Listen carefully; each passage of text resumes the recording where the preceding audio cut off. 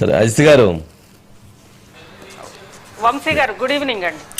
Good evening అండి. మొత్తానికి ఇంకొక బయట ఉన్నట్టుందండి.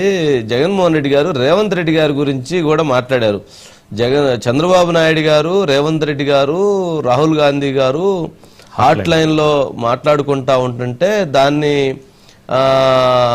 జగన్మోహన్ రెడ్డి గారు విని ఏమేమి మాట్లాడుకుంటున్నారో అవి ఈరోజు ప్రెస్ కాన్ఫరెన్స్లో వినిపించినట్లున్నారు. ఒకసారి అది ప్లే చేయండి. ఆ బయట ఉన్నట్లుంది ఆ కామెంట్.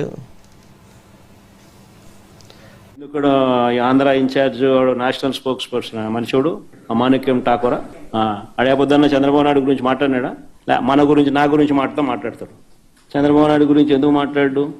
కారణం hot line Chandrababu Revanth Congress high command. Rahul Gandhi Andhra గురించి ఎందుకు మాట్లాడు చెప్పు?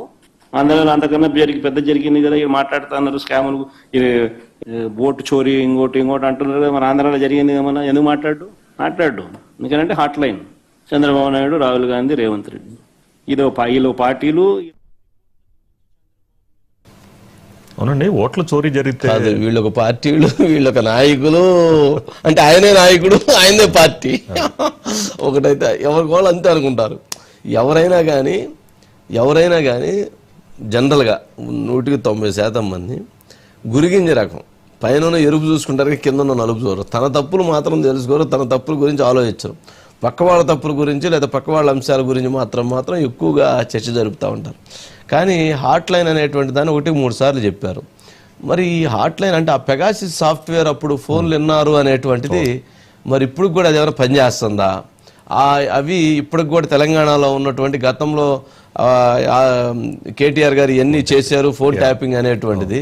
ఆ సాఫ్ట్వేర్ ఇంకేమైనా కేటీఆర్ గారు అవన్నీ జగన్మోహన్ రెడ్డి గారికి ఏమైనా చెబుతున్నారా?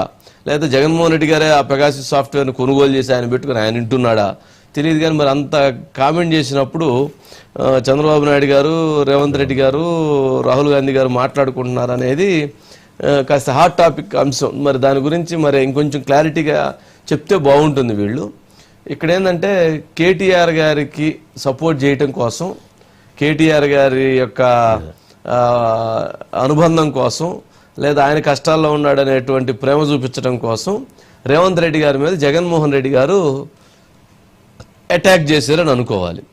జనరల్గా రేవంత్ రెడ్డి గారి గురించి అక్కడ ప్రస్తావించాల్సిన అవసరం లేదు, రేవంత్ రెడ్డి గారి గురించి మాట్లాడాల్సిన అవసరం లేదు.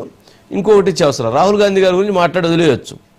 కానీ ఇక్కడ రేవంత్ రెడ్డి గారిని లాగటం ద్వారా కేటీఆర్ గారి ప్రశంసలు పొందాలి అనేటువంటి ఉద్దేశంతో జగన్మోహన్ రెడ్డి గారు మాట్లాడుంటారు.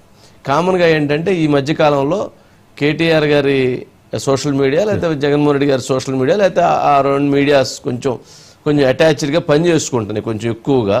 బట్ ఆ బంధాలను కొంచెం మరింత పెంపొందించుకోవడం కోసం, కొనసాగించుకోవడం కోసం అలా ముందుకు వెళ్తున్నారేమో అని అనిపిస్తూ ఉంది.